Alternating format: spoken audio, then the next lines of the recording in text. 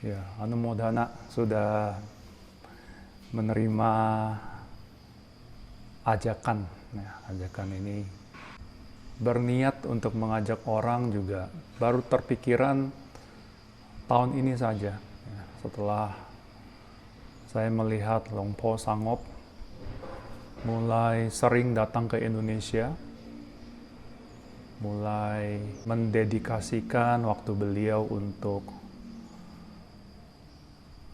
supaya orang Indonesia bisa belajar lebih tentang forest tradition, the true Dhamma.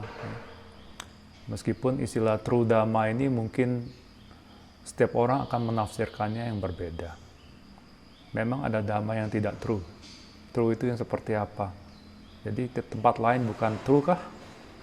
Ya, nah ini butuh waktu sendiri untuk memahami apa itu true Dhamma. Ya, pada dasarnya true Dhamma ya ajaran Buddha yang mengarahkan dan mendorong praktisi untuk menghancurkan kekotoran batin dan mencapai nibbana. Sebenarnya itu. Ya. Dan semua pedoman-pedoman, guideline dari guru, kitab suci, selama mengarah pada padhamya dukkha, selama mengajarkan asal-usul dukkha, selama mengajarkan untuk melihat bahwa roda samsara ini adalah dukkha dan ada jalan untuk bebas dari dukkha, di mana jalannya adalah jalan mulia berunsur 8, maka itu adalah true Dhamma. Namun tentu saja itu masih sebatas teori. Ya. Nah, kita semua mungkin secara teori sudah tidak kalah dengan orang-orang Thailand. Ya. Karena kalau kalian datang ke wihara Thailand, bahkan tidak semuanya ada puja bakti, dhamma desana. Ya. Kebaikan hanya dana dan blessing. Ya, jadi bahkan di negara Buddhis pun kalian lihat sulit menemukan ajaran yang sesuai dengan batin kita, sesuai dengan kondisi kehidupan kita, yang bisa kita praktekkan saat ini juga apapun kondisi hidup kita, yang mendorong kita untuk semakin berjuang mencapai magga, phala, dan nibbana. Ini yang jarang. Ini yang jarang. Dan saya sudah boleh dibilang kemana-mana. Ya. Dan ketika saya rutin ke Thailand pun tidak banyak orang Indonesia paham. Ya, mereka berpikir, ya memangnya di Indonesia tidak ada biku. Memangnya di Indonesia kurang wihara. Memangnya di Indonesia tidak ada hutan. Tapi bukan itu, bukan. Ya. Di tahap-tahap tertentu, ketika dorongan untuk terus berjuang ini ada dan arusnya tidak lagi terbendung. Dan kita tahu permasalahan sesungguhnya dari kenapa kita ini terus terlahir, sakit, mati. Yang semuanya itu merupakan roda dari ketidakpuasan dukkha. Ya, kita akan terus mencari. Dan saya yakin juga itu yang kalian rasakan, disadari ataupun tidak. Ada satu dorongan. Ya. Dan saya merasakan dorongan ini ada pada kalian. Ya, itu menjadi kategori pertama saya ya, di dalam memilih kandidat di Sukchai Trip Ultimate. But it's just a name. Ya, STU is just a name, just a label. It means nothing. Tapi kalau nggak ada nama juga mau sebut apa? Ikut kemana? Apa itu? Ya, jadi it's just a name. Ya, it's not important. Ya. Nah, yang kedua adalah selain saya merasakan, ya, kalau Bro Haris salah kandidat yang mengenal saya sudah lebih lama. Nah, ini ada kriteria tambahan, yaitu berarti dia sudah lolos tes kebaperan. Ya, tes kebaperan, mengenal gaya saya, ya, dan sudah datang ke rumah saya, sudah ikut pergi bareng, ya, melihat cara saya hidup saat tidak ceramah, saat tidak ngoceh, pergi bersama keluarga saya, melihat langsung, dan tetap di sini. Banyak orang lain udah hilang. And it's not a bad thing. Ya, bukan berarti mereka buruk ataupun jahat, apalagi itu bukan. Hanya berarti bahwa saya sudah tidak bisa bantu mereka. Ya, segala sesuatu is anicang. This place is anicang. The cave is anicang. Kenapa dia masih di sini? Ya, mungkin saya bisa membagikan sesuatu yang lebih. Itu, ya. Nah, jadi ada yang old member, new member. Ya, jadi selain tekad, aspirasi lah paling tidak, samwega, nibbana mungkin belum. Ya, mungkin belum. Karena bagaimana menekadkan sesuatu yang kita tidak paham? Bagaimana? Ya, kalau kita mau tekad ke Jepang, ya kita sudah paham di sana ada ramen, ada sushi. Bagaimana menekadkan nibbana? Sesuatu yang tak berkondisi, yang tak bisa dijelaskan, kecuali oleh mereka yang sudah merealisasikannya sendiri. Jadi jawabannya benar. Tidak semudah itu punya samwega. Ya. Dibanding juga orang yang apa-apa, nibbana pacayohotu, nibbana pacayohotu, tapi berlatih saja tidak. Berarti itu bagaikan makanan karbohidrat tapi tanpa protein. Kosong. Saya lebih cenderung tanda kutip menyukai jawaban yang seperti ini. Saya tidak tahu nibbana itu apa. Tetapi di bawah sadar dia ada sesuatu yang mendorong terus mau belajar, terus mau berlatih. Ya, meskipun kadang-kadang muncul keraguan-raguan. Tapi ketika kamu menyadari ada keraguan-raguan, itulah dhamma. Oh, ada ketakutan. Ada wicikica. Itulah kesadaran. Yang tidak banyak orang akan mengakui, oh saya takut, oh saya ragu. Ya. Nah, yang ketiga adalah saya melihat keluarga kalian mendukung. Ya, paling tidak keluarga inti. Istri khususnya. Ya. Dan saya melihat ya kondisi duniawinya juga sama-sama belum punya anak. Istri mendukung, bahkan juga praktisi.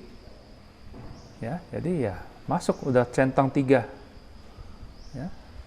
Dan yang lain-lainnya ya tidak perlu saya jelaskan. Ya, cuman memang banyak yang di kategori ini sebenarnya banyak.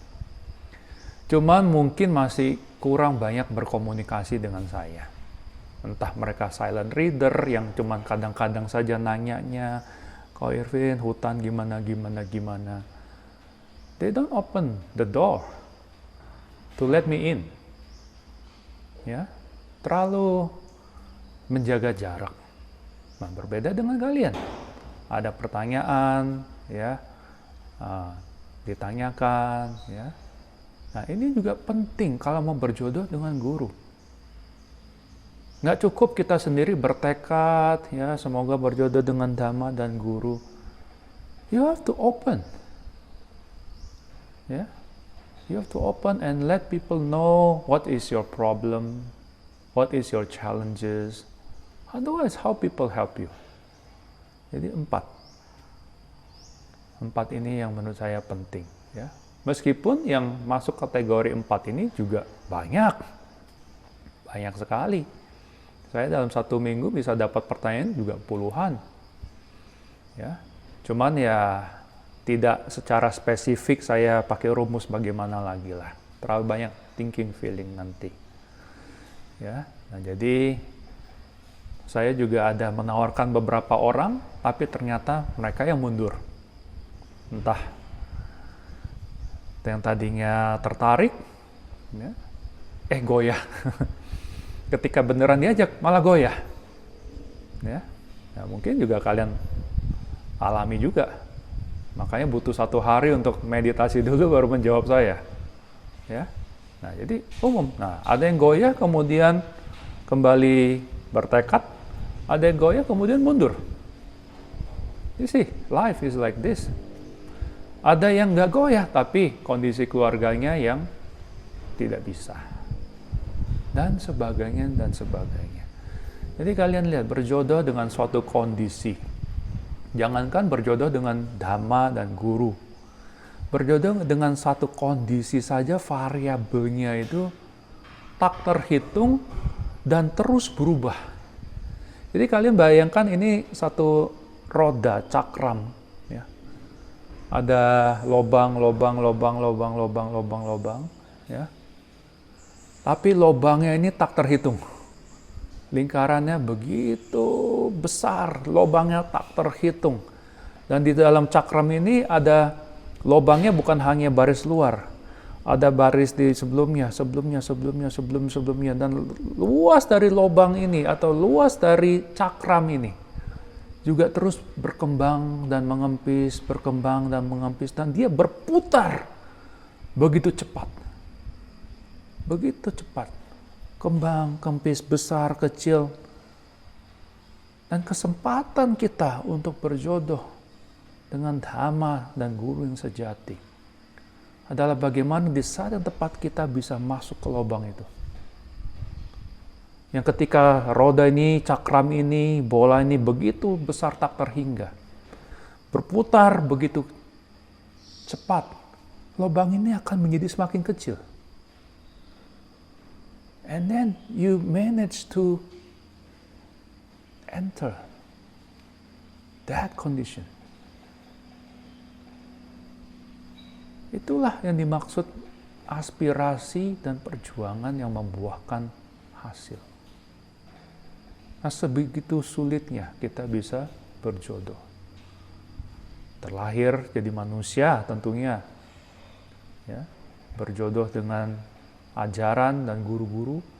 Tapi variabel terpenting adalah perjuangan diri sendiri.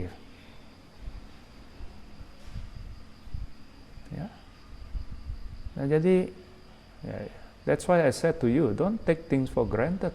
Kalau ada kesempatan, langsung cemplung. Karena kalau tidak, you harus menunggu lagi nih. Kapan bisa masuk ke lubang tersebut? Maybe 100 kalpa, 1000 kalpa lagi. Bukan bicara 1 tahun, 2 tahun. Janganlah melihat hidup begitu sempit. Itu sebabnya para Arya itu sangat sulit ditemukan. Bukan tidak ada. Sulit ditemukan meskipun saat masih ada. Karena ini. Karena semuanya anicang. Dan yang terpenting adalah perjuangan dan aspirasi kita. Untuk mengenali, untuk memiliki keelingan, kesadaran, kebijaksanaan, dan tekad, pengetahuan dan keterampilan untuk mengambil kesempatan tersebut. Ini tidak bisa dibeli dengan uang ataupun dihibahkan pada orang lain, pada kita. Inilah dhamma yang sejati itu begitu sulit. Bukan dhamma-dhamma yang kita dengar di YouTube, di Dhamma Talk, meskipun saya selama 18 tahun juga ceramah. Semua itu benar.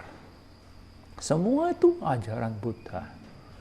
Tapi yang saya maksud di konteks saat ini adalah merealisasikan dhamma yang sejati. Ya, nah, oleh sebab itu, karena saya melihat kalian punya aspirasi, kondisi, ya, tekad, perjuangan, dan sudah melalui proses mengenali karakter, style, dan mudah-mudahan bisa memahami makna sesungguhnya dari apa yang saya sampaikan. Itu sebabnya saya memilih kalian berdua.